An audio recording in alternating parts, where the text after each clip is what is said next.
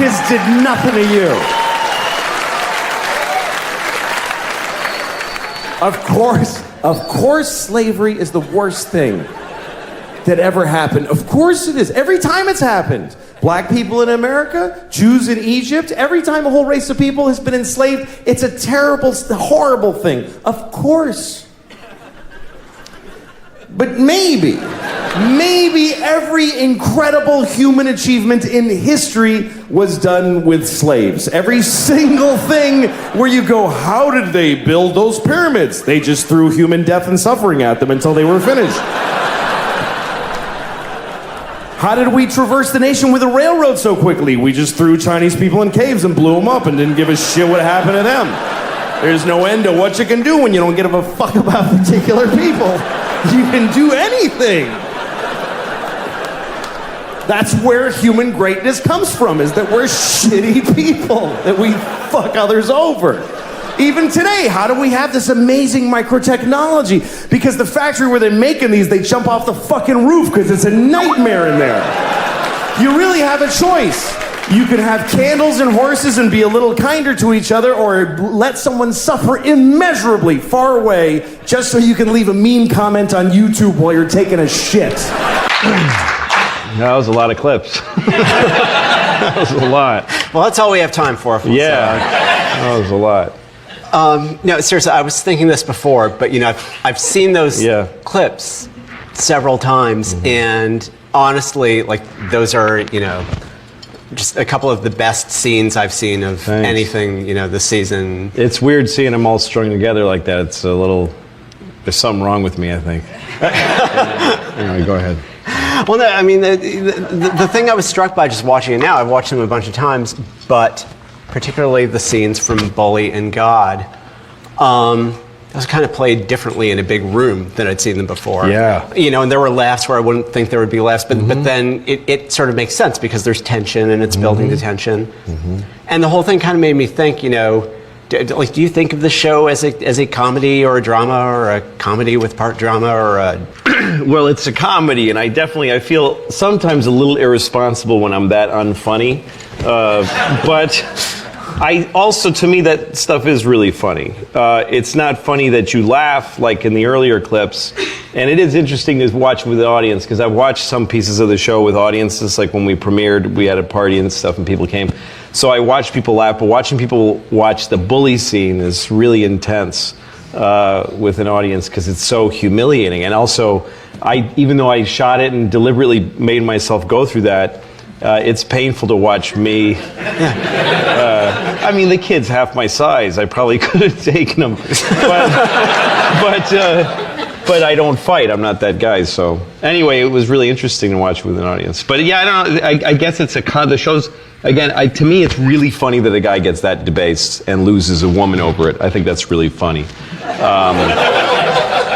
And I mean, I may be wrong, but it is just my sense of humor tells me that the funniest thing that we did all season was that dude nailing the Jesus back up. Because he just had to, it's got to be done. And poor Jesus is like, I had 10 minutes off of there, and I got to go back up. I have a lot of sympathy for Jesus that I don't feel like the church had. That's why. It's just so mean. And I feel like he did it the same way the Romans did. And it's just funny that a priest would tell him, get him back up there. All right, I'll do it. So that's funny to me. And, it's not laugh funny the way that earlier stuff is, but it makes me laugh. But it's funny when you sit down and you watch them, there's kind of thematic similarities between some of the really ha-ha-ha funny stuff and in the first, the Dr. Ben clip. Yeah. You show your naked ass, while a man makes fun of your penis, and in penis. Bully, you obviously you've got the character being what's more difficult, what's harder to watch, what's harder to do. Yeah, it's definitely all this stuff is pretty self mutilating, and that's why it was a funny package to watch. Yeah. For me. And then having Amy Landecker, who I'm trying to fuck in one scene, and then she's my mom in the next scene. which is, you know, something I did consciously, but not. I didn't expect to ever see them back to back like that. But one reason I did it is because at the end, she auditioned for the mom part before I even wrote Bully. But I kind of wrote Bully like in an hour, and then I threw it into production, and I threw Mom aside and the God thing, and so then she did Bully and she nailed it, and then I started watching God auditions. I hadn't even watched them, and I watched her do that, and at the end of the audition, she says, "You want to get some donuts?" And it was eerie because the whole donut thing in the Bully scene. And so I said, fuck it, I'm going to give her the part. But I never thought I'd watch. That's weird. A little upsetting. Anyway. Well, you know, when I was thinking about what I was going to ask you about the show, I was working out questions in my mind, and I realized that I didn't even know how to phrase stuff because it would be. So in that scene where you such and such, or you know, do I say you? Do I say Louis? Like, what do you think? How do you think of that character? It's me. None of these things have ever happened to me. I never broke into a church and dragged a Jesus off the cross and caressed him lovingly. That never happened. But I was scared to shit by the Catholic Church. When I was a kid, and they taught you about Jesus, they taught you those details. They made it as gruesome as they could, because that was the idea, was to impart the passion. That's the whole point of it. You tell kids every detail of it is remembered. It's a story. When you think about it, it's such an old story, but they tell you every detail. They tell you the amount of times that each thing was done to them and everything. So, and that you did it. What's that? Yeah, and then it was your fault. Yeah. I mean, it's not that simple, but they actually do tell it that simply to children, and that's when the shit goes in. They don't tell you. It's not like, you know, when they teach American history and they tell you Columbus discovered America, and then they start telling you, well, he didn't really. It's already, there were Vikings already, and well, why'd you ever teach me that? Just because it's easier to say that, and then we tell you this part. But with Jesus, they just tell you, you're bad, and he was sent here, and this is what happened, and all that stuff. So yeah, it's me up there, but it's autobiographical fiction, I call it sometimes, because it's like, it's the way I would act in those situations. But I'm being myself mostly, although I let myself make huge, terrible mistakes that I wouldn't make in real life. And I let myself have worse judgment than I have in real life, because it's more entertaining. And I'd rather take it on myself than to like shine a light on other people who I think are bad. That's a boring thing to do. So I'd rather take on the bad behavior and show it that way. Yeah. Another thing I think you get an accentuated sense of from those clips is a thing that you do in the show where it has these two kind of opposite hallmarks, which is there's this very verite, realistic way that the show is presented, and it's also there are elements of complete surreality. I'm just wondering, first, you know, going back to the pilot, the helicopter at the end of the date. What does this bring to the? What is having these bizarre elements? Yeah, I mean, that's a scene where I'm like on a very relatably bad date with a girl. Everything's going wrong, and I'm in an ill fit to going out with a young woman. I'm not sure how I got the date to begin with, but then at the end, I make this terrible decision to try to kiss her after chewing her out. And I get this weird signal in my head that, hey, she wants me, and I start leaning in to kiss her, and she's so reviled that she runs into an already waiting and running helicopter that takes her, away. I don't know, made sense to me. It did. It just felt right. It felt like something that ought to happen. And, I don't know. I have a lot of different reasons why I do things. I did when we were getting ready to do the pilot, I told Blair, my line producer, I wanted to get a helicopter in the show somewhere. And I was thinking helicopter. I had shot this HBO pilot, and she found a really cheap helicopter guy. They're usually really expensive. But she found a really cheap guy. He liked us. He liked when we did HBO. He just enjoyed the time he spent with us. So I was writing that bit, and when I got to the end, I said, yeah, fuck it. She gets on a helicopter. And I love it. It feels right to me. When I'm watching the helicopter take off, that feels like the way I feel at the end of a lot of dates. And that's how bad it got. That it went to a place that can't possibly really happen. Yeah. That's the way it feels sometimes. So these are the kind of choices that I make that I know that some people would go, yeah, but you took me out of it. And then my answer to it is like, okay, well, if enough people say that, then I'll get canceled. So there's kind of a justice to it, Yeah. As long as people like it, some people won't. I get people email me angry things sometimes. That was bullshit, and they get mad. If that happens enough, I'll stop. Yeah. Another thing you've mixed up in the show is that there are elements of the show that are serial or that recur in episode to episode, and on the other hand, you have two different moms and two different. I mean, not obviously just the actress because of the age difference, but in character, totally really different mothers. People. So do you think of every episode as just a short film entirely divorced from the others? Yeah, I take it on as each episode has, even not only just each episode, but each piece inside of each episode has its own goal. And I don't know, I like to keep trying different things, and I think in terms of baseball and boxing a lot. And for baseball, to me, this is like, there was a pitcher for the Yankees once called Orlando Hernandez. They called him El Duque. And what made him so hard to hit was that he had many arm angles. Like sometimes the ball would come from here, sometimes from, you just didn't know what the hell. And I sometimes think of my relationship with the audience as an adversarial one. Like I want to keep them off their, I don't want them crowding the plate, you have a fastball, and those are jokes. But then you have weird sliders and breaking pitches that make people nuts. They don't know when they're going to see what. I like putting audiences in that place where they're not sure what the fuck you're doing. Because when you have them off balance, and then you hit them with something simple and funny, then they go, oh my God, I can't believe I laughed. Because I was starting to go like, I'm not into this anymore. So, I don't know. So to me, having different mothers, I had some feelings about, I had the idea of a mother that's totally narcissistic. She's really more my dad than my real mother's never been like that. But I thought, what if I was visited by a mother who was that terrible? And I have a lot of people in my life that are that narcissistic. And so I meditated on that with that bit. But to tell this story, I wanted to really show what my mom was really like. Because that's a conversation in the car is almost exact. My mother called me afterwards and said, Jesus, that was like you had a video camera in our car, in my Pinto, in the 70s. We really had that conversation. Not because I tore Jesus off the cross.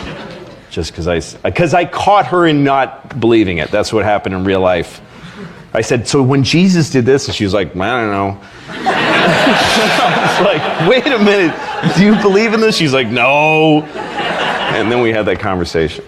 And the beauty moment is that then at the end the car doesn't start. Yeah. It seemed like something that had to come from life. Well, no, that didn't really happen. That was because I didn't want to watch them get in, drive, and I thought, it just happened when I was shooting it. I was like, you know what, have the car not start. Let's do that. And I like that. And yes, people can think that it means there really is a God, and he's taken this little petty revenge on my mom. Like, that's how God, I love that people think that God is that petty. That he's like, there couldn't be, if there is a Jesus, there couldn't be a worse thing a mother could do than to tell her son, you're off the hook, none of this happened, it's bullshit. And the idea that Jesus is watching, he's like, you know what, you're going to call AAA in a minute. Hope you believe in AAA, bitch. But, what else is going on?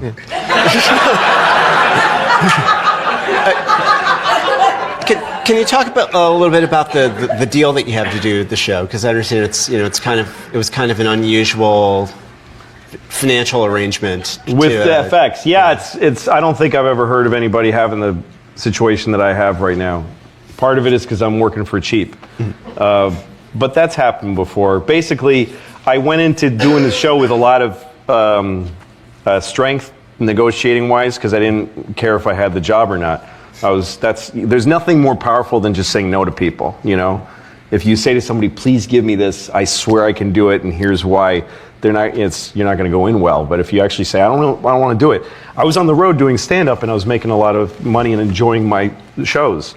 So I didn't want to go to Los Angeles. I live with my kids here in New York, and the most important part of my life is that I spend half of every week with my kids, and I don't have to work during that time. I'm a stay-at-home dad from Monday morning till about Wednesday, Thursday afternoon. And then I go on the road and do stand-up. It was perfect. And so I went out to LA and I did a theater show there, and a lot of people came and it did well. And then NBC and Fox and all these people started throwing offers to me to do a show, and there were a lot of money. And then I started to think, well, maybe I should do it for the money because I could stay home a little bit, and the show will never get on the air. There's no way I'm getting on the air at NBC.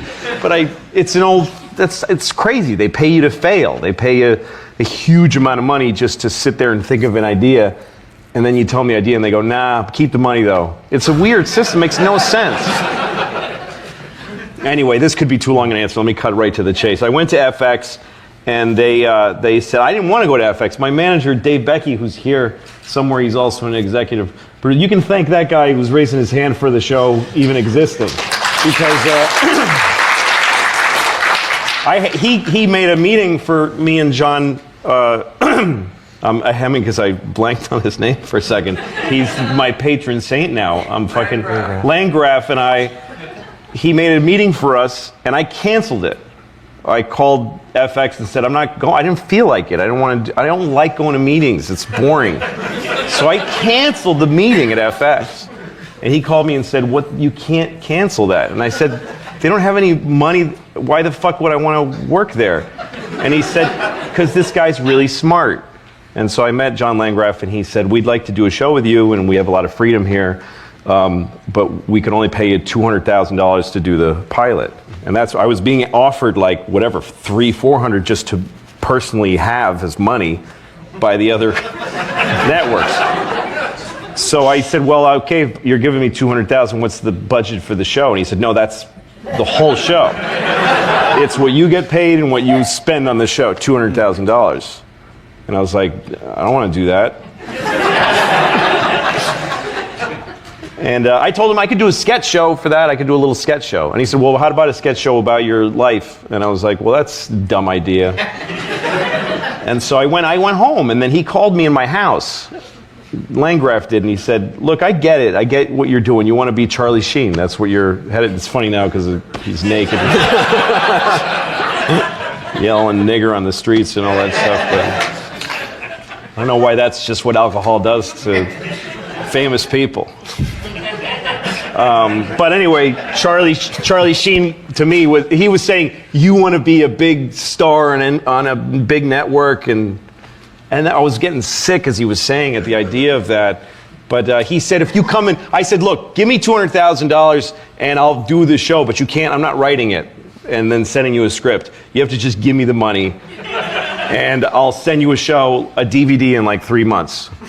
That's it. No between anything. I'm not pitching you. I'm not even telling you what the show's about, who's in it, how I'm doing it. You wire me the money. I didn't even want to have, because this is the way I figured was that I'm very lazy. I'm a lazy person. And unless I get excited about something, and I thought if I have $200,000 of FX's money in an account, then I'll write something. So he said, I have no problem with that. And so that's the way we did it. He literally wired me $200,000. And at one point, Dave, God bless him, and my agent were trying to get it up. They were like trying to get it to 3 or 4. And then Landgraf called me and said, do you understand that I can write you a check? I can send you $200,000 from my desk. But if it's more than that, I have to go ask Rupert Murdoch for the money. And then you're going to have to explain to somebody what the show's about. You have to at least tell me what it's about. And I said, okay, keep it at 200, and I won't tell you anything. So he sent me $200,000. And I called Blair and all the people that I worked with making films here in the city for years, and Paul Kessner, my great DP who can shoot for nothing. and we decided to shoot on the red and I started piecing the show together, not from what it even was about. I was like, I want to shoot a show that feels like short films, that's done with beautiful lenses, and that we shoot it, carefully, like an old film crew. I started thinking about the kind of people I would like to see in the show before I had written anything. And then I started piecing together little scripts, and I ran out and shot one thing and then stopped and then wrote more, and I just kind of created it I just took the money and just threw it at objects and people. And I shot way more than I needed. I shot something like 3 episodes worth of material and crunched it down to the pilot and gave it to them. And they had no idea what they were going to see. They just pressed play and they watched it. And that's a great trick, because usually they have to read the scripts, then they do rewrites, and they're sick of it. But they had no idea what the show was. And they watched it and they said, yeah, let's keep doing it. And they gave me $300,000 for the series per episode. That's it. I mean, I get paid out of that. I get paid Writers Guild minimum for the script, DGA minimum for directing. And I pay myself very little as an editor. I just make the show. And when we started doing the series, John Landgraf said, well, you got to tell me something. And so I said, well, let's have a beer and let's talk about it. So we just sat, and I told him 3 ideas for the series, and I didn't do any of them. So I said, here's 3 ideas, I may or may not do them. And he said, sounds fine. And so that was it. Every week we would take the money and we'd make shows. And also I had the freedom to spend more on some shows than others. Some shows cost $500,000. Some shows cost $150,000. Depended on the subject matter. They didn't know who was in the show. I was more able to get interesting actors, people like Ricky, because they didn't know Ricky was on the show. They watch and they go, how the fuck did he get Ricky Gervais? They just watch it. That's Matthew Broderick? How the fuck? And they just, so, and that was, to me, it's much more fun to me. Doing the show this way is a lot of pressure. It's a huge amount of pressure. Because if the show stinks, if I give them an episode that stinks, then I have to do it over again. I mean, that's the deal that we have. They have a right to say, yeah, we just didn't like that one. And then I have to make another one. Yeah. So it's a lot of pressure, and also I want to keep that freedom. I knew that if 2 episodes in, if the shows were weak, they would have come. It wasn't a contractual right. It was just a verbal agreement. It remains a verbal agreement between me and John Landgraf that I have that freedom. It's not a deal that I have. I mean, that deal doesn't exist. They would never put that on paper. That would be suicide. Sounds like it comes out of petty cash. Yeah, like it does. Just opens up his it top does. drawer. It's literally, my show is so cheap that the advertisers don't know what they're advertising on. That's how it's so cheap to pay for that people will advertise on it without knowing what's in it. Red Stripe beer doesn't give a shit what I'm doing. So, but I earned that right with every episode. If I start sliding downward and the show gets weak in their mind, they'll send people, and I'll have to have every script submitted to them. Everything. That's my contract says that I serve at their pleasure, and they have approval over everything. But that's not how we do it. Just a couple other things, and we'll try to get some. We'll get some questions in from the audience. But related to that, you do so much on this show. Write, direct, edit, et cetera. So there's almost something like, as much as this looks like a 21st century cable comedy, kind of old-timey TV about it, but why do you kill yourself like that on this? Well, it's just so fun. I just love it. I love it.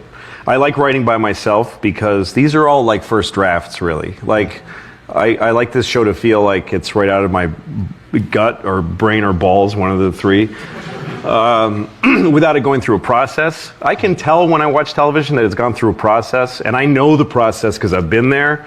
But I think audiences do too, even though they don't know.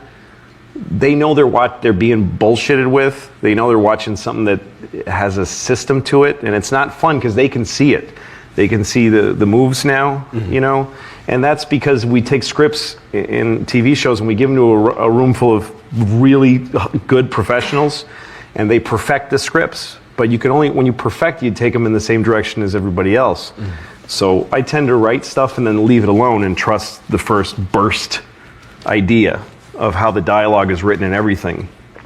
and I'll slash and cut it. But I don't rewrite a lot. But then I meticulously shoot it. So I'm taking something that was barely thought through, and I execute it as a director much more carefully. And I could never do that. If I had a writing staff, they would never let me do that.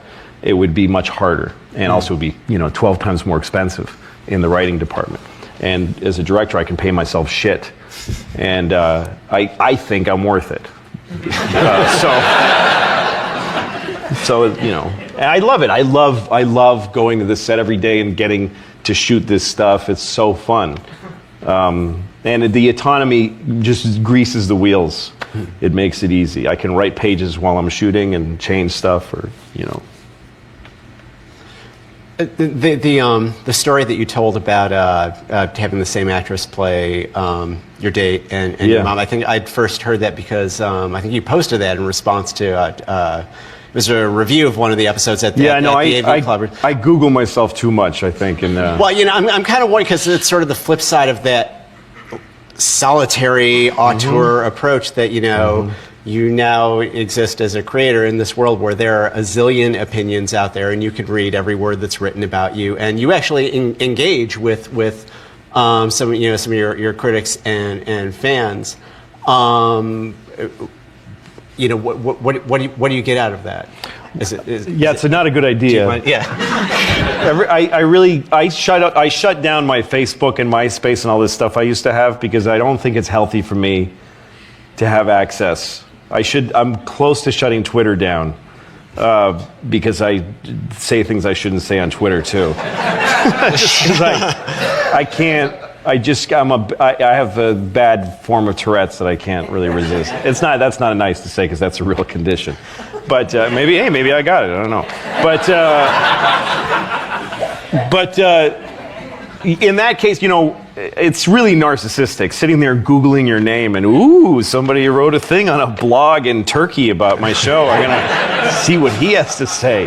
It's really gross, and I've tried to actually temper it because there was such a massive amount of stuff to read for this show, and so I had to actually say, stop doing this. This is disgusting. But I'm a comedian. I work. My whole life revolves around getting, feeling the laughs or the not laughs, or feeling it's not all that I need laughs. It's like the challenge of getting a laugh or the challenge of getting through a dry spot in a show. I'm all about the audience. So when you produce this stuff and then just let it go on the air, it's it's fascinating to see what people think of your material. And the folks that were asking questions about the two moms were intelligent. I just enjoyed the conversation.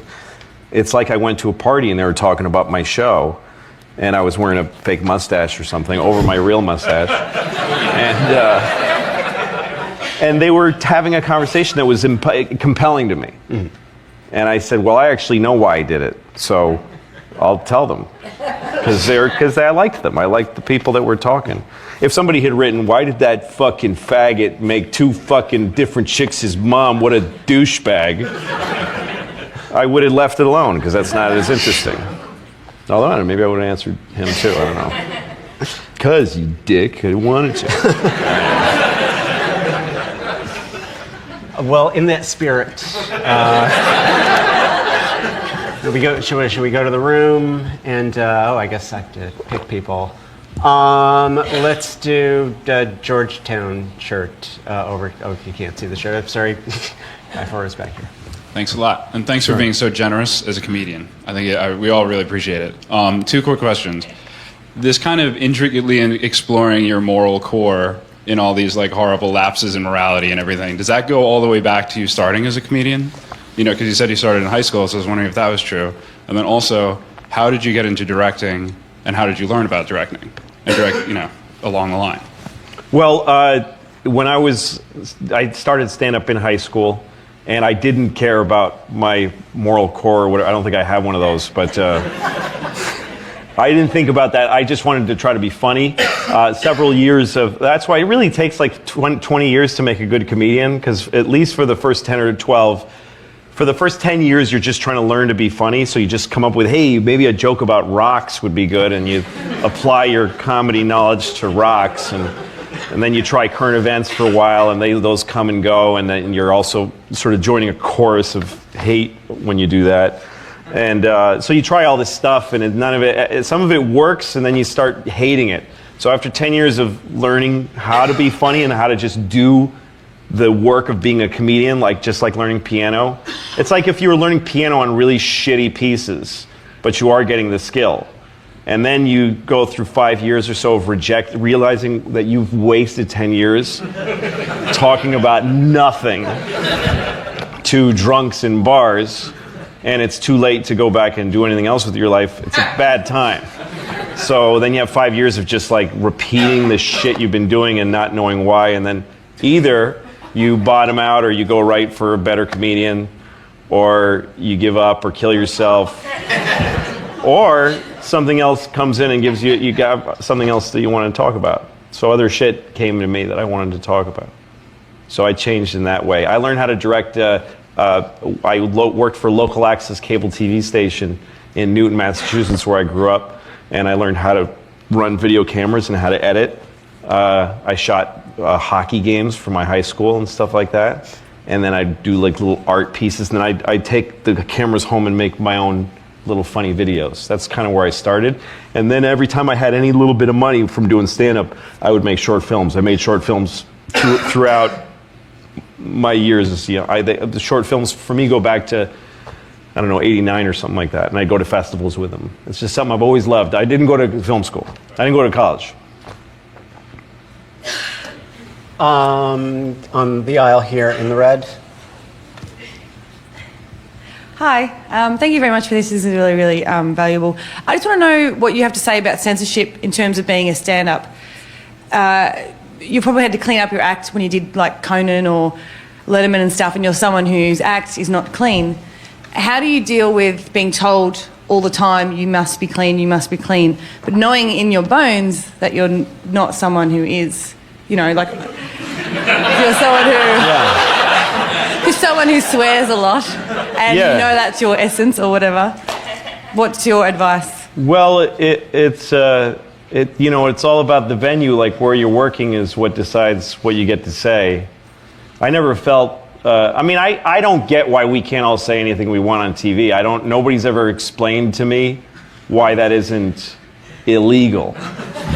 I don't get why there's an FCC that can make those rules. I don't understand it. It doesn't jibe with what I understand about America and the First Amendment. It just doesn't make any sense to me. Well, they're just words, right? What? They're just words. Yeah, but you want to let me finish?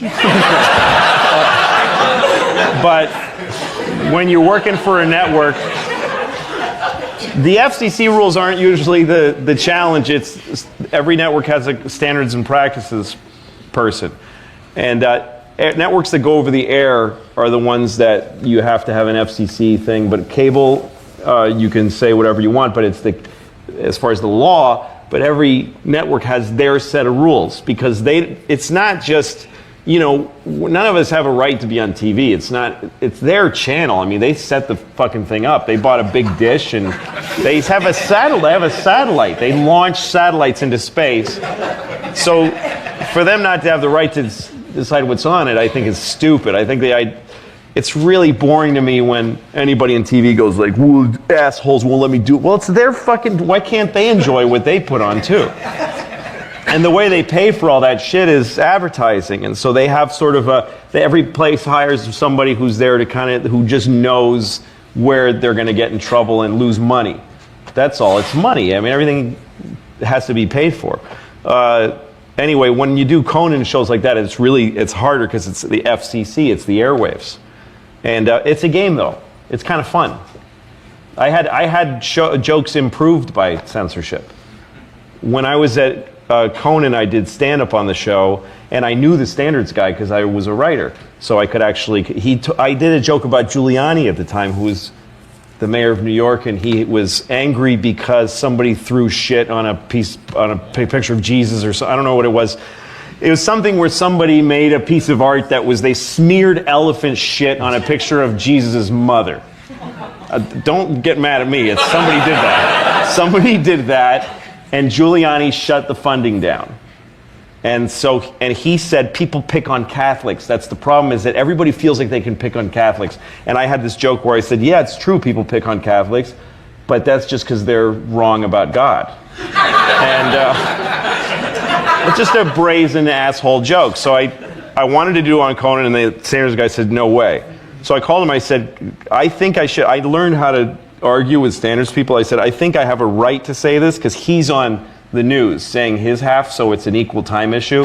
And he goes, all right, but find out, how can you say it that's not so offensive? I don't want to get phone calls. So we talked about it, and he had this idea. He said, what if you sound, first of all, really sympathetic when you say, it's true, people do pick on Catholics a lot, but that's because they're wrong about God. Like he said, if you make it like a sillier turn, you show some sympathy, and then it's going to be clear you're joking when you say that.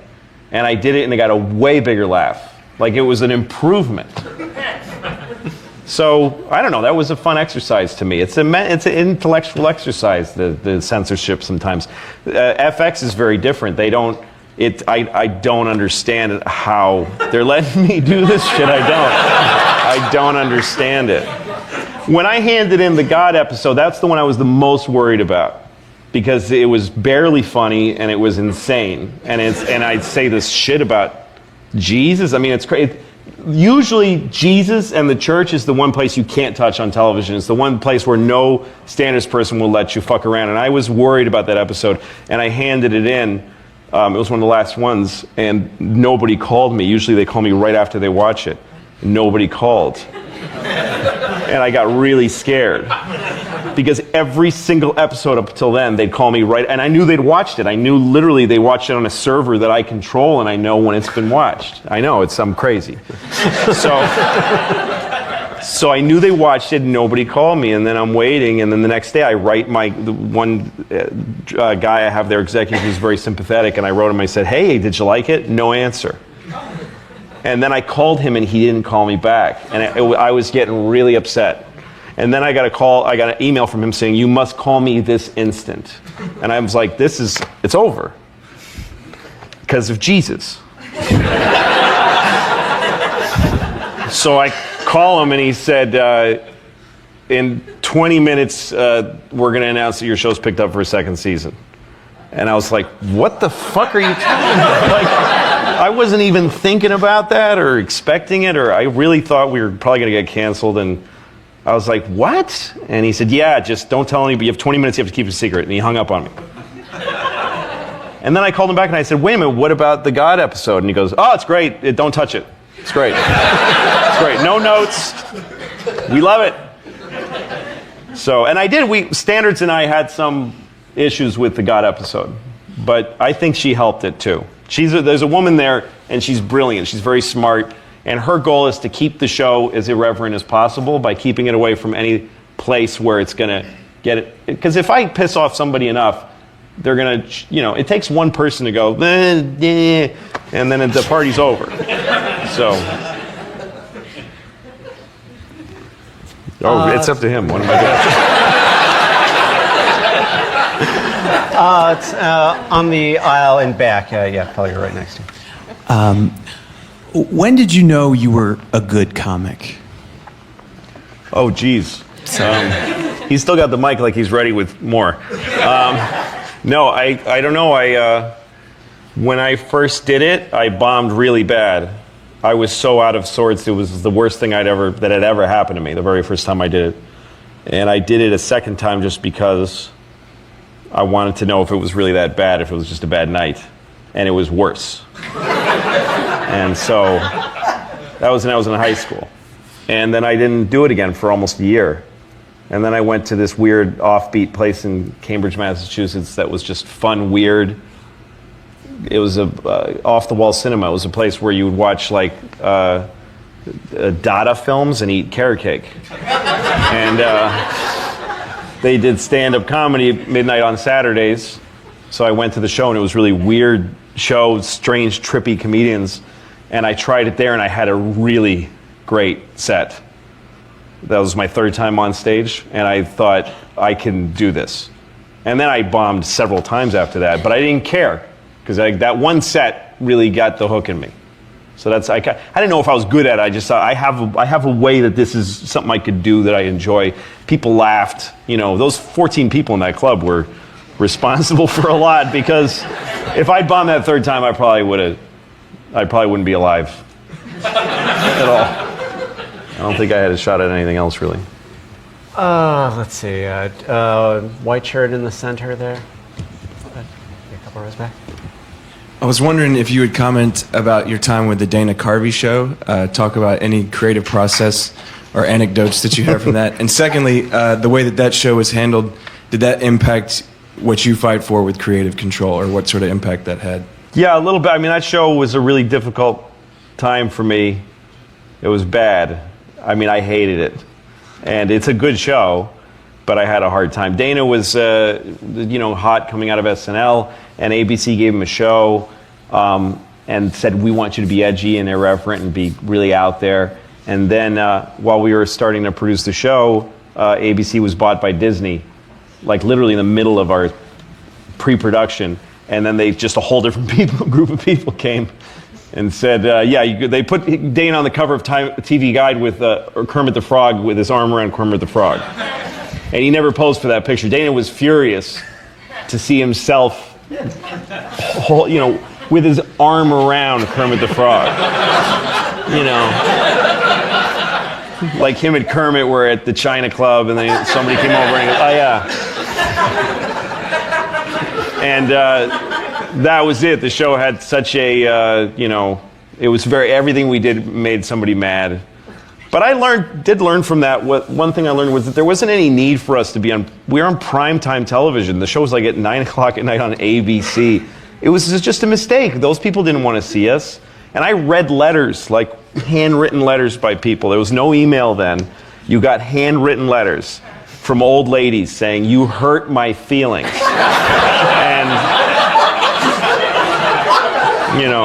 I learned from that kind of like you got to go where you're wanted, So I'm on FX, and it's, I remember when I was trying to find what the line was on FX, I was watching The Shield, and there is a scene where a woman has been raped and murdered, and somebody says, oh, and he ejaculated on her stomach. And then they zoom in to a pool of jizz on a dead lady's stomach. And a friend of mine, Vernon Chapman, who's a great comedy guy, he said you should, because we're not allowed to show boobs on the show, he said you should have a shot of a woman who's naked and cover her boobs with the jizz on the stomach of a dead lady. Like, this is okay. Beautiful, life-giving breasts are not okay. The mother's milk, gorgeous Michelangelo made us cry when he painted them, not okay. Jizz on the stomach of a dead woman. Totally. Why are you even asking? So when I should be on a network that lets you do that. This show should never be on anywhere else. If I got some weird call from an NBC saying we want it, I'd say no. You're fucking wrong. The people who watch your network don't want this. It's not fair to them. So I kind of learned that from Dana Carvey. That was a hard show to work on, though. It was just a lot of hours. I was there all night, every night. I cried like a lot on that show. Like I wept like a baby from exhaustion and just pressure. It was hard. I was in my 20s. I was like 25 years old. So it was a lot, and I was the head writer. It was a lot of pressure. I'm glad I did it. It's a huge education. It's a young lady on the aisle here. There you go. Are the scenes with the other comics improvised, or is it totally scripted, like with Nick DiPaolo? The poker scene was scripted. As far as once we start really talking about gay sex and asking those questions, and also the thing of all the stuff. Most of the stuff of me talking about packing dicks into his mother's ass it's about a half scripted, a half. But once we shot the scene it was a really long day because we shot the scene once like scripted, and then I gave everybody a shot at screwing around and improvising, and then we all started getting a little punchy. and everybody started saying funny shit about wearing flip-flops and stuff. And then we kept shooting to get that. And then everyone was so warmed up that I was like, guys, can I just have the scene as written all over again on everybody's close-up? And they were like, fuck. And I made them do that. Everybody's happy because the scene came out good, but it was a lot. It was both. We kept shifting from scripted to some improvised. I don't usually do much improving in this show because we shoot it like cinema. We shoot it, with a lot of coverage, and we pick lenses carefully. So it's a kind of, if you improvise once, you kind of have to. But this scene ended up cutting together nicely because we didn't follow the script, and the camera kept kind of going around in this spiral circle. That's kind of the way we shot it, in this weird spiral. And I liked that we could catch sometimes in the middle of a move, and some of the dialogue is clipped. I liked that. So that's how we did that one. Stripes in front here. In your mind, do you have a filter between topically, like what is good for stand-up and what is good for the show? Are there things in the show, topics or scenes that you would want to do stand-up but just don't work, or how do you differentiate for yourself? Well, that's one thing I love about doing this show is that it all comes from the same place. Like, I kind of think of every episode as a stand-up set, and some things are said with my face and some are said with a lot of people's faces. And the subjects cling together in about as much as they do on stage. That I'll talk about something and sometimes I'll talk about something else tangentially, or I'll just suddenly just change the subject because I feel like it. So the show does that sometimes. Sometimes it's following a line and sometimes it just goes, anyway, you get it, here's this now. But it's a great, for me it's great because every time I have an idea of an area to do on the show, I can just make that choice. If it's not coming together as stand-up material, maybe I should be showing this. So it's kind of 50-50. I mean, it's whatever, it depends on the subject. The gay thing, the poker thing, that was a real conversation I had with that comedian years ago. And I thought I should tell that story on stage. But then I thought, I'm not going to stand there and tell that story. It was his story, and I actually got him to, that's the real guy. He's just a comedian from here in New York. So that was one thing where I thought about it on stage first and then thought I'd shoot it. All right, we got time for one more, I think. I hate this godlike power. Sorry, everybody. Right in the center. Nobody over there asked anything. I mean, they want to. All right, right next to you there. Hi. Oh, my voice is horrible in this. I'm a film production student, and I actually wrote a script and based it off you and your show, and because I like your tone. And what is the best advice you can give for like a student and like attitude when you're doing that? Because you kind of say a big F you to a lot of people, and I like that. You mean I like attitude when you're what attitude? when you're in the production, which you've done it all. And what's the best attitude to really give? The best attitude in production is really really wanting to help a lot. Really wanting to help whoever's show it is be really great. I think that's anybody who's doing any job, really, should want that job to be done really well. I mean, this is a simple answer, but it's really true. Yeah. There's one person really usually that has an idea of how to do something, and everybody else should really want. I mean, it's such a rare and great gift to get a job in show business. It's very, very. It's not. You're not going to get one. I mean, statistically, you're not. So, it's like when unemployment is like at 2%, they say it's full employment. Like that's how low your odds are. That statistically, you're not going to get a job that you really want in show business. So if you do, holy shit. What if I was and the way I would approach it is I want to do everything I can to make myself valuable to these people. That's when you do it, when you're in production and you just see somebody kicking ass and wanting what they do to go well,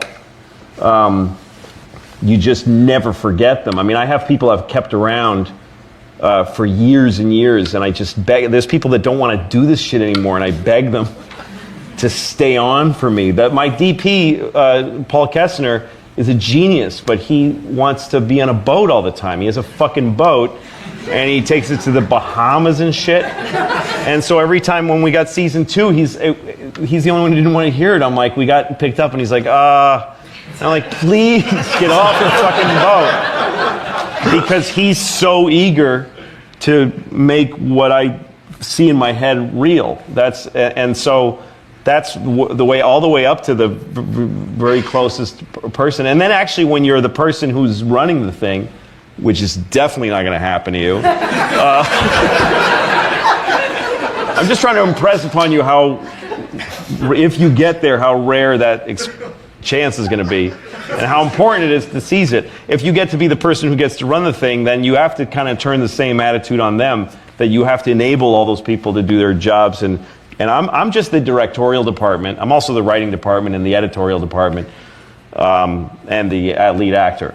But I just run those parts of the show. Everybody else has to. I have to know what they do. I know what everybody does because I was an intern. I mean, I carried camera cases. I did everything, and I hung lights in studios. So I know everything that goes on. So I know what I'm asking people to do. I know what I'm asking them to take on. I think it's arrogant to think that you can just force your will on a crew of people. You've got to be a human being if you're a director or if you're a sound person. When I was shooting Pootie Tang, there was a young chick who was we had a boom operator. It was this young student who came on for one day, and we're all ready to shoot this really intricate shot, and she didn't like how she had the boom, so she just went, "Wait a minute, I'm not ready." And everyone was like, what the fuck was that? Because she was being belligerent and shitty. And so the person who we replaced her with was a real human being. They treated us like human beings. Everybody just wants to be treated decently. Life's too short to be an asshole as an employer or an employee. So if everybody likes the work and everybody wants the show to be as good as possible and everybody treats each other with respect, the show's going to be, and we have so much fun on this show because we don't have anybody on the set who everyone goes, oh, Jesus. I mean, it may be me. And then there's only one then, so, you know. The only question I want to answer, because everybody asks it, is about the middle finger during the opening credits. I know somebody here wants to ask it, so I'm going to answer it. During the opening credits of the show, some guy flips off the camera. It was a young NYU-looking kid, spiky hair, and just real contrary, and he was walking with some real, yeah, fuck everything type. I mean, I was eating the pizza and I saw them, and I already thought, Jesus. And they walked by and they were like, because they saw a camera and they saw people making a sincere effort at something, it was like just offensive to them. So one of them went, yeah, and he flipped off the camera. And I remember that moment very well because I was eating the pizza and I watched him flip off the camera, and I could tell by the angle that we caught it. And I thought, that's it. When that happened, I knew we were going to be on TV. Because that was when we were shooting the pilot, and it was a test to see if we could get it. But for some reason, I remember seeing that and thinking, that's just meant to be, that's going to be in the opening credits. It'll be fuzzy because I fucking know how the camera works. It's going to be a little fuzzy because it's out of the depth of field, and people are going to see it. I just knew that was just a sign to me that we would get to be on TV. So there is a God. There is a God. He gave me the finger. White, which thank God for that shit, boy. That is a huge leg up. Are you kidding me? Oh, God, I love being white. I really do. Seriously, if you're not white, you're missing out because this shit is thoroughly good. But let me be clear, by the way. I'm not saying that white people are better. I'm saying that being white is clearly better. Who could even argue? If it was an option, I would re-up every year. Oh, yeah, I'll take white again. Absolutely. I've been enjoying that. I'm going to stick with white. Thank you.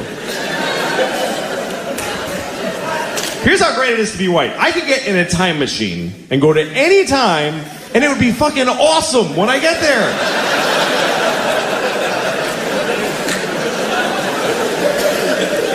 That is exclusively a white privilege. Black people can't fuck with time machines. A black guy in a time machine is like, hey, anything before 1980? No, thank you. I don't want to go. But I can go to any time. the year 2. I don't even know what's happening then. But I know when I get there, welcome, we have a table right here for you, sir. Oh, thank you. Oh, it's lovely here in the year 2. I can go to any time. In the past, I don't want to go to the future and find out what happens to white people because we're going to pay hard for this shit. You got to know that. We're not going to just fall from number 1 to 2. They're going to hold us down and fuck us in the ass forever. And we totally deserve it. But for now, whee!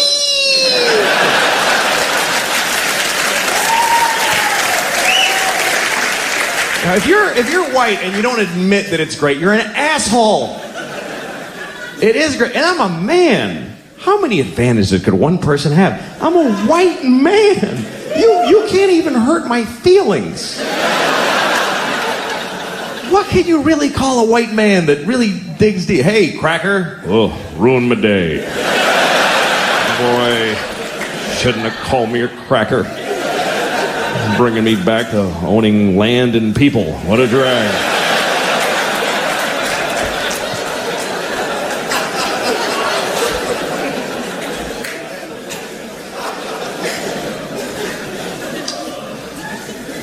I am married, though. That takes me down a few pegs.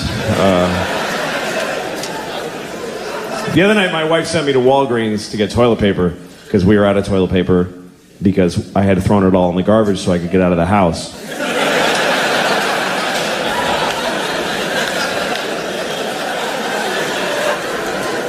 So I'm driving to Walgreens. It was nighttime, and I'm driving, and then I see a deer, and I fucking hate deer. I hate them because they're everywhere up there. I used to live in the city, and I loved deer then because I was this liberal in the city, and I'd see deer, and you drive with your friends out to the country, and you see a deer, and everybody's like, "Oh my God, turn off the car, don't scare the deer. It's just so beautiful. Look at the beautiful deer. Look how he looks around. It's just so mysterious and beautiful. God gave us a gift, everybody. Just enjoy it, and just enjoy the gift of the beautiful deer." But now I live, and deer are in my fucking yard every day, and they suck. They're just rats with hooves. They don't matter. They have ticks that give you Lyme disease, and they shit everywhere, and they make a noise. Did you know that? They go, oh, they're assholes. They're shit animals. I go out every morning and throw rocks at them, and I try really hard to hit them on the head with rocks. And they don't care. They're like, they don't care. I don't have a gun, but if I did, I would shoot a baby deer in the mouth and feel nothing. I wouldn't feel anything. I just go, oh, look, he's dead. That's interesting. I guess that's what happens when you shoot him in the fucking mouth. I go out of my way to kill a deer. I would happily blow 20 guys in an alley with bleedy dicks so I could get AIDS and then fuck a deer and kill it with my AIDS. I would do that in a second. I mean it. I mean it.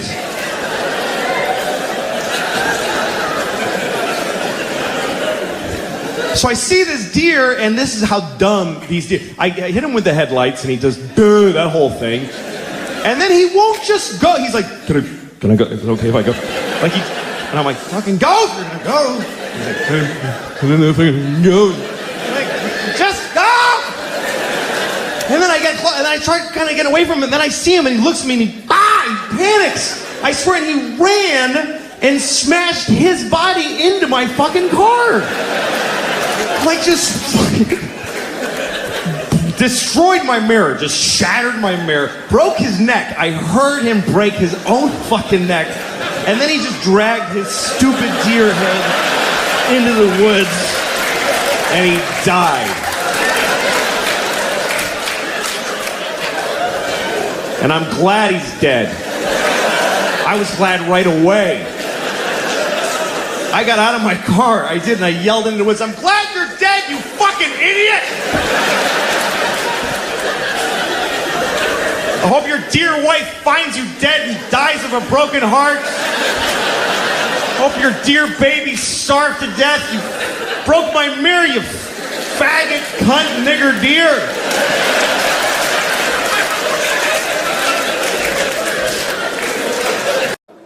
I have this friend, he has a phone that can IM, he can instant message, and so now I really want him to die because I'm sick of getting these fucking messages from him on his phone. I'm in a shoe store. That's the whole message.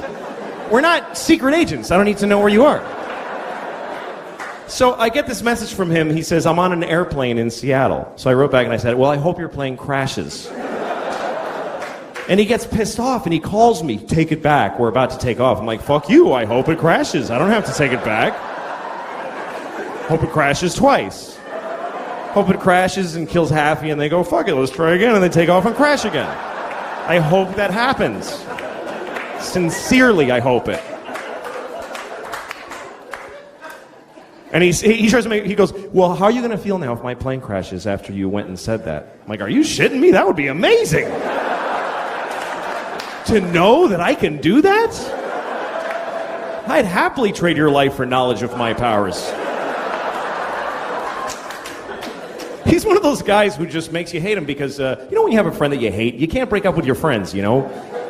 He always starts conversations that I don't want to have. You know, he's like, hey, what would you do if you had a time machine? I'm like, fuck you. You know what? I wouldn't use it. I just let it sit in my house. I'd put a drink on it. And yeah, I got a time machine. I never even wanted it. I don't know. I'm not interested. I'd use it to go back 30 minutes ago and punch you in the fucking face before you asked me that. That's all. One use. So he goes, well, here's what I would do. Because of course that's the whole fucking point of asking me, is to stare at me while I say mine and then say his. So he said if he had a time machine, he would kill Hitler. Like he would go back and kill Hitler. I love that he thinks he can just kill Hitler just because he just goes back there and walk up and kill the dude. And I was thinking, that's a noble purpose for a time machine. I would do that, but I would have gone back then, but I wouldn't have killed Hitler. I would have raped him. That's what I thought. Because I think that would have been enough. I think that would have stopped him from doing all that shit. If he had been raped by me, he never would have pulled any of that stuff, man. Should we invade Poland? No, I'll just take a shower. I don't feel good. He would have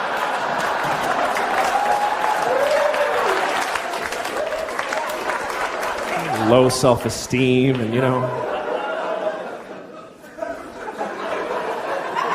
I'm not condoning rape, obviously. You should never rape anyone. Unless you have a reason, like you want to fuck somebody and they won't let you, in which case, what other option do you have? How else are you supposed to have an orgasm in their body if you don't rape them? I mean, what the fuck?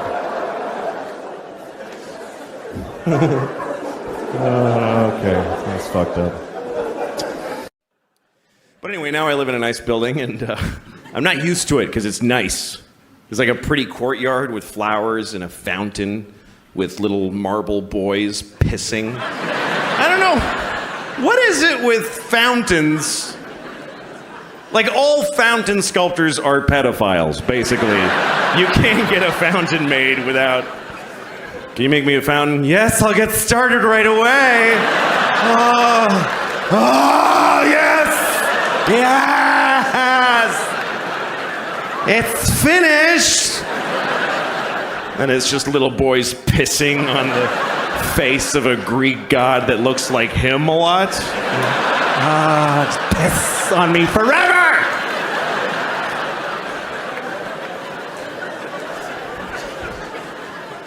Anyway, there's one of those in the courtyard of my building. And my first week in the building about a year ago, I went down to the courtyard for the first time. And I didn't look too good, you know. It was a Sunday morning. That's my least presentable hour. There's a lot of, you know, just stains, just like, you know, food and me and whatever.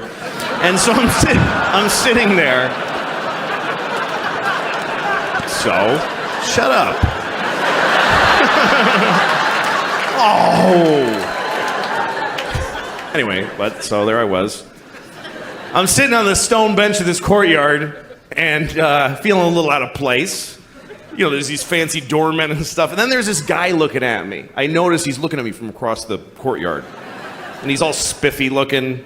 He's got brown shoes and he's looking at me like, I could tell he was thinking I don't live in the building. He thinks I just wandered in off the street. and sat in the courtyard. I could tell he's thinking of coming over and dealing with me on his own. And I'm sitting there thinking like, oh, please do that. Yes, please, come on. And I'm trying to look even more gross, and I'm like pulling up my shirt. And then I see him go, oh no, that's not gonna do at all. And he comes over to me. And I'm like, I'm so excited to have this thing. The confrontation where I'm not wrong at all. And he thinks I am. So he comes over, says, excuse me, do you live in this building? And I said, no. Because why not start there? I said, no. He goes, well, then what are you doing here? And I said, I just need your rest. I'm having a hard time.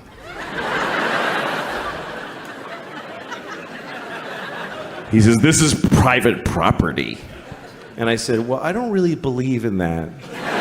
You know, just the worst things I could say from his point of view is basically all the things I was saying. And he goes, well, if you don't leave, I'm going to talk to the doorman. I was like, can I just stay like 5 more hours? So he's, no. And he goes over to the doorman. And I see him talking about me to the doorman like this. And then I see the doorman going, oh, no, that guy lives here. That's okay.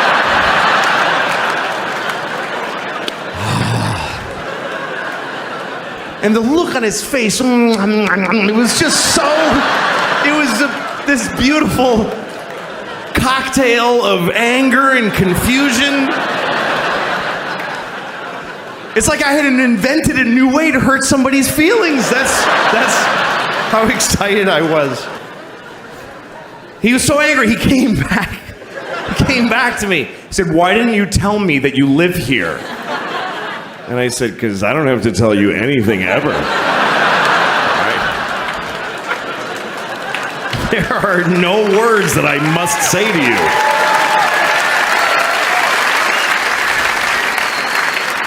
Also, I didn't want to ruin your thing. That's your favorite thing you were doing. You love that! Making people not be places. Also, I make more than you. I just don't give a shit about myself. The other night, my wife sent me to Walgreens to get toilet paper because we were out of toilet paper because I had thrown it all in the garbage so I could get out of the house.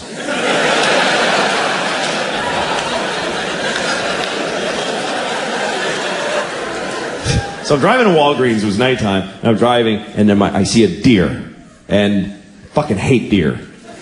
I hate them because they're everywhere up there. I used to live in the city, and I loved deer then because I was this liberal in the city, and I'd see deer, and you know, you're driving with your friends out to the country, and you see a deer, and everybody's like, oh my God, turn off the car, don't scare the deer. It's just so beautiful. Look at the beautiful deer. Look how he looks around. It's just so mysterious and beautiful. God gave us a gift, everybody. Just enjoy it. Just enjoy the gift of the beautiful deer. But now I live, and deer are in my fucking yard every day, and they suck. They're just rats with hooves. They don't matter. They have ticks that give you Lyme disease, and they shit everywhere, and they make a noise. Did you know that? They go, oh, they're assholes. They're shit animals. I go out every morning and throw rocks at them, and I try really hard to hit them on the head with rocks. And they don't care. They're like, they don't care. I don't have a gun, but if I did, I would shoot a baby deer in the mouth and feel nothing. I wouldn't feel anything. I just go, oh look, he's dead. That's interesting. I guess that's what happens when you shoot him in the fucking mouth.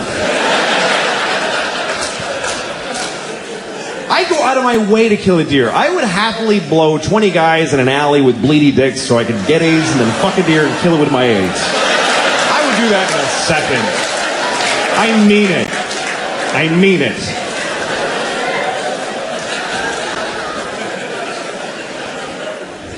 So I see this deer, and this is how dumb these deer. I hit him with the headlights, and he does that whole thing. And then he won't just go. He's like, can I go? Is it okay if I go? Like and I'm like, fucking go if you're gonna go. He's like, go. Like, just go. And then I try to kind of get away from him, and then I see him, and he looks at me, and he panics. I swear, and he ran and smashed his body into my fucking car. Like, just fucking destroyed my mirror, just shattered my mirror, broke his neck. I heard him break his own fucking neck. And then he just dragged his stupid deer head into the woods, and he died. And I'm glad he's dead. I was glad right away. I got out of my car, I did, and I yelled into the woods, I'm glad you're dead, you fucking idiot! I hope your dear wife finds you dead and dies of a broken heart. Hope your dear baby starved to death. You broke my mirror, you faggot, cunt, nigger deer.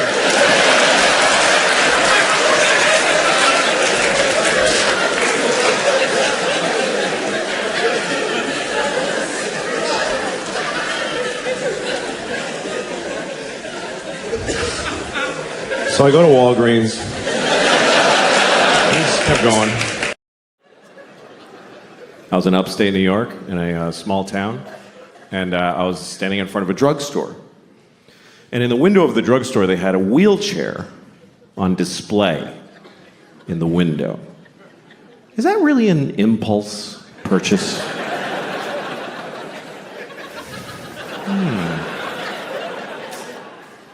I should get a wheelchair.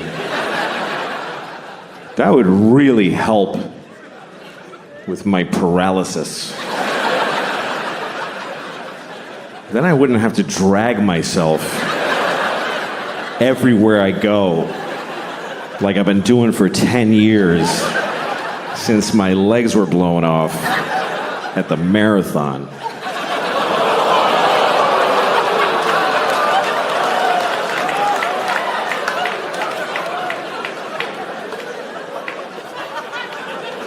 Okay. A bunch of fucking hypocrites, apparently.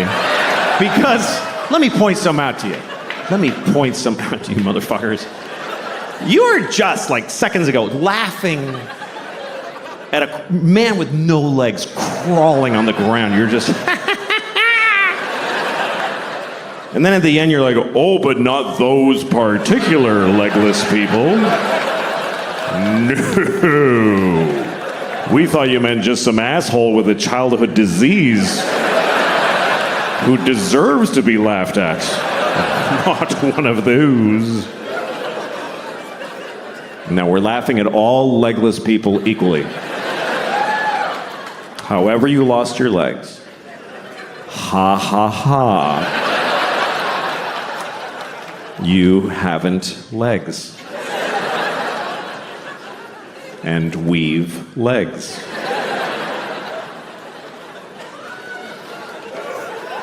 I have legs. I have 2 legs.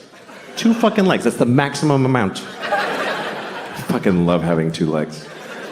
I fucking love it. I wouldn't like having no legs. I really don't think I would like it. I think it would suck. I think it would suck shit out of the balls of Christ. It's an old Southern expression. It's not used like it used to be. I think 2 legs is better than none. That's what I think. That's just my opinion. It's not popular. You're not supposed to say that because you're supposed to always be very positive about disabled people. But I think that puts pressure on them to be positive. What if they don't want to be? Because the only story we want to hear is about the amazing disabled people. He's amazing. He lost his legs and then he won the leg-having contest. What about disabled people who aren't amazing? Who are just ordinary with a sweatshirt and some potato chips, and he's going, fuck, I wish I had legs. No, this is better. This is better with no legs. Why is it better? Because you can do anything now. I can do 4 things. Fuck off. I just don't know that our positive, non-disabled attitude really helps. Like retarded people. We're going to talk about retarded people for 20 minutes. That's what it's going to happen. We're going to discuss retarded people for 20 minutes. It's not okay to never speak of them. No, we're going to talk about them. First of all, I want to talk about the word retarded, okay? Because the word retarded, it's a bad word, and people do not like the word retarded. They find it very offensive. Now, I'm a little confused by this, because it wasn't always a bad word. And I grew up in the 70s, and it wasn't bad back then. And most bad words were always bad. You know, cunt never had a day in the sun. There was never a time where the Santa Claus at the mall was like, come here, you little cunt, tell me what you want for Christmas. And then in the 90s, we're like, let's lay off a cunt a little bit there, gang. No, we used the word retarded in the 70s. We used it to identify people who were retarded.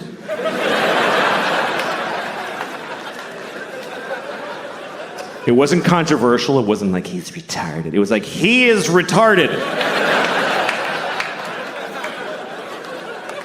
This fellow right here is retarded, right? I told you, yes, you're still retarded. He is retarded, everyone. And I grew up in Boston. We didn't say retarded in Boston. We said retarded. He's retarded. God bless him, he's fucking retarded. That's the way we used it. With love. Help the retarded. That's what people said in the 70s. Help the retarded. There was a lady outside the supermarket near my house every Christmas with a bell. She was like, help the retarded. Help the fucking retarded. You gonna tell me she was a bad person? She was helping the retarded. And I feel like we had more of them around back then. I haven't seen one in years. In the 70s, there was a retarded guy in a windbreaker on every street corner. We were using the word, and they were more in our lives. I swear to God, they were more. They were in our culture. There was TV movies about retarded people all the time. Tonight on ABC, a retarded boy's dream. There was one, I remember, with Sean Cassidy. I don't know if you remember Sean Cassidy. Some of you too young. But Sean Cassidy, he began his career as a teen pop idol. He was a 13-year-old boy with a very hit song called Da Do Run Run. And he had feathered blonde hair and juicy lips. And he was on the cover of Teen Beat magazine. And everybody liked Sean Cassidy because he was sexy. He's a sexy boy. I thought he was sexy. I did. I thought he was really sexy. I was 6 years old. But I already had inappropriate sex feelings for teenage boys when I was 6. I was an old soul. I was a pedophile when I was 6. I used to go up to teenage boys when I was 6, like, hey, how's it going? That kid's weird. He's got a boner. Anyway. Not anymore. I outgrew it. But, no. I'm not sexually attracted to teenage boys. I'm not. But I don't not get it. I mean, I get it. I'm not like, what? Like, you can see it. Like, I was in an airport once, and I'm walking along where people walk in the airport, and there's these chairs facing the aisle, and there's this family sitting there, a mom and a dad and 2 teenage boys, and they're like just both sitting with their phones with their legs. They weren't like these shorts. One had cut-off shorts, and one had basketball shorts. And they both just had their legs open because they don't give a fuck. Both legs just splayed, and then just smooth, you know, just very. And I saw it. It didn't do anything to me. But I kind of wanted to stop and go, hey, fellas, let's close that shit up, huh? You're not getting me, but I know you're causing a problem for somebody in this airport. Let's close it up. I did not say that. Otherwise, I wouldn't be here. Anyway, let's return to the comfortable subject of retarded people, shall we? So Sean Cassidy. Sean Cassidy was a teen singer who then grew up. He was about 18. Now he was, old and gross. So nobody wanted to fuck him. So he started to act. And he had a movie on TV called Normal People, where he played a retarded man who wants to live a normal life. It was very inspiring, actually. And at one point, he didn't do like a big retarded character. He wore thick glasses. He talked like Elmer Fudd. That was the whole thing. So he goes up to the guy who runs the group home he lives in, and he says, I want to get a job. And the guys who runs it is like, Republican conservative. So he's like, you can't get a job. You're retarded,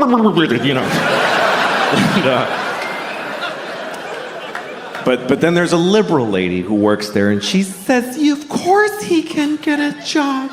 He's as good as anyone. So they let him get a job as an air traffic controller or whatever was available. And then he meets a woman who's also retarded who lives at the group home. He falls in love with her. It's a very nice love story. And he says, we want to get married. And the guy says, she says, but they're in love. So they get married. And then one day he says, we want to have a baby. And the liberal lady says, no fucking way. And they just shut them down right there. And that's the end of the movie. I swear to God, that's just how it ends. And the point of the movie is just, hey, there's a limit. Like, that's, I guess, what the point of it was. And that's pretty intense. But hey, retarded people were on television. We were talking about it. We were dealing with it. And they said the word retarded about 50,000 times in the movie. Now we don't say the word, and I don't see them anywhere. I guess that's my problem with it. And also, the word is not basically a bad word. It's a medical term. But it became a bad word because it's used as an insult, really. Not towards retarded people. Nobody does that. Nobody calls retarded people retarded to insult them. What would be the point of that? It'll be like going up to a chair and saying, you're a fucking chair. Like, what are you doing? No. People use it on their friends. Like, you're at a bar, your friend's like, I don't have any more money for beer. And you're like, you're fucking retarded. Do you know that? And in that moment, no one retarded is insulted. They're not. Do you know why? Because they're not there. Because we don't include them in our lives. They're not at the bar. How many of you have a retarded drinking buddy that you hang out with? No, you take them to the zoo when they're little and then fuck them.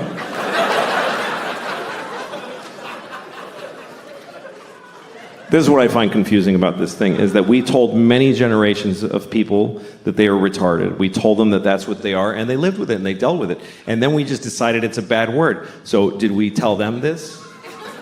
Did we go back to them and explain this to them? Listen, Nelson, I have something to tell you. You're not retarded anymore. You mean I'm cured? No. No, we're not even working on it.